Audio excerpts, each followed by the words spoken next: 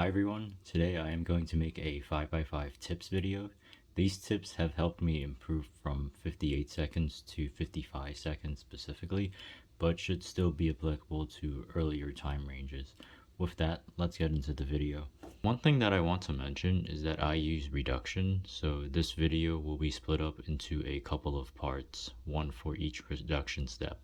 These steps consist of the first 2 centers, the last 4 centers, the first 8 edges, the last 4 edges, and the 3x3 stage. One thing that I have improved for my first center is keeping better track of later center pieces. I still inspect up to 2 bars for the first center, so this mainly applies to the last bar. In the past, I didn't really pay too much attention to the pieces outside of my inspection, so doing so has helped a decent amount. For this scramble, I am going to do the orange center first, and I am going to use these 3 pieces, this corner, and this 1x2 for my first center. My first move is going to be a U wide. My second move is going to be an R wide. My third move is going to be a U prime, and then I'm going to insert this 1x2. The U wide pushes this 1x2 here, and the R and the U prime do not affect it. So I will, after inserting this 1x2, this block is going to stay here. I also know that throughout the 3 starting moves and this set of moves, this corner will stay in place. So after I do this, I know to look at these 2 faces to finish off my last bar, like so.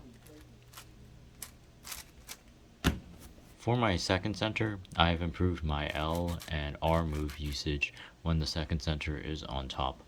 This means that I can do fewer Z rotations to finish blocks and bars. Since inserting pieces is faster when the second center is on top, Z rotations are especially nice to avoid since they usually come in pairs where you rotate, solve the pieces, and then rotate back to insert them. For the last 4 centers, one thing that has helped is turning slower. I find that the slower turning helps me solve the cube more efficiently. One situation where slower turning is helpful is when aligning past bars to insert new pieces. For this case, we have the white 2x3 where the bar isn't parallel to the vertical layer, and you have the same thing with the new 1x3. You also have this center fully solved. If you turn faster, you might end up making mistakes with the alignment like this, where you can't just insert with you can't just insert the bar with an RY prime because it'll mess up the blue center underneath. In this case, you would have to do a U2 or an F2 before inserting the bar, which can take up some time. Another situation where slower turning helps is when transitioning between 2 centers. In this case, we have the white 2x3 here and the remaining 1x3 one move away. And we're going to finish this center by doing a wide R2. Now, sometimes you might want to put pieces on this moving layer, but sometimes you want to keep pieces away from this moving layer so that you can work with them, so they won't disappear. In this case, we want to keep this green edge because green is the center color that's right in front of us. So here we would do an F move to preserve this, and then we can use this to make a 2x2 later on after we do this R2. I find that slower turning will help make sure that you put the right pieces on that moving layer to make your transition to the next center as smooth as possible. For the first 8 edges, I have 2 tricks to demonstrate. The first trick is for the case where you have a flipped middle edge and wing and the remaining single edge in front of you. One thing to note for this case is that you can always solve this edge by inserting the remaining piece with R, U prime, R prime. If the remaining edge is like this, then you would do R, U prime, R prime, then slice away from this pair of pieces, and then flip, and then solve the edge. And then if it's like this, then you would do R, U prime, R prime, then slice towards the two flipped pieces, and then do a slice flip slice that way. This trick also works if you have the single edge in the E slice and you're looking to insert the flipped edge piece.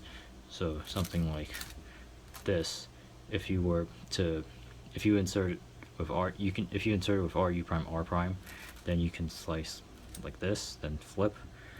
And if it's like this, then you would do R, U prime, R prime, then slice, and then flip from here to solve the edge. The second trick is for the case where you have two edge pieces in the front and right slots of the U layer, and you have the third edge piece in the E layer. These two pieces in the U layer don't necessarily have to be the wings. This would also work if you have the centerpiece in here. They just have to be in the front and right slots. The thing about these edge pieces is that they cannot be correctly inserted into the E layer using R, U prime, R prime, since if you were to do that, you would have a flipped edge pair. So in order to insert these, you would have to do F, R prime, F prime, R, which is known as a hedge slammer. And the thing about, for this trick, you want to do the hedge slammer with the two edges that contain the edge pieces in the front and right slots, so that if you do the hedge slammer like this, the other edge can be solved with an R, U prime, R prime, like this. This is better than doing the hedge slammer from this angle, where you would correctly align this piece, but then you'd have to do another hedge slammer for this piece. For the last four edges, one tip that I have is using the trigger R, U prime, R2, U prime, R prime, right after you realign your centers. I then rotate and solve the edges using 3 cycles on the front 2 slots. One benefit to doing this is that this makes look ahead for the last 4 edges easier, but one disadvantage is that this makes it harder to do some last 2 edges cases, since they are generally done from this angle, where you have the 2 unsolved edges in the front and back of the U layer. However, overall I find that this method is a little bit more efficient, since it gives you more opportunities to use 3 cycles, which solve 2 pieces at a time. In my previous solves, where I had all unsolved edges on the E layer, I found that my solutions mostly consisted of slice flip slices, which only solve 1 piece at a time. So as an example, for this set of last 4 edges, this isn't very good, but this isn't really that good of a case, but I'd probably start with the red, yellow, with this and this. Do a slice. I then move on to the red and blue, this. And then here I have the last 2 edges cased like this. For the 3x3 stage, one tip that I have is to use simpler turning. For a regular 3x3, you can do more complicated finger tricks like these U moves, this and the flick, but in my experience, they don't really work as well on a 5x5.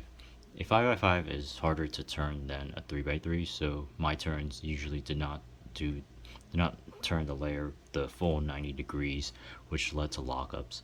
For me, the basic executions like this and the extra regrips were more reliable, so changing this could be beneficial. Those are all of the tips that I have for today. Thanks for watching, and see you in the next video.